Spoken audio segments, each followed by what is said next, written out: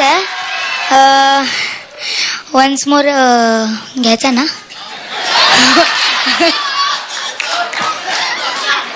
तुला नेमकं काय विचारायचंय मला? नाही म्हटलं वन्स मोर घ्यायचा असेल तर वैशाली ताई आणि अवधूदाला पण वरती बोलून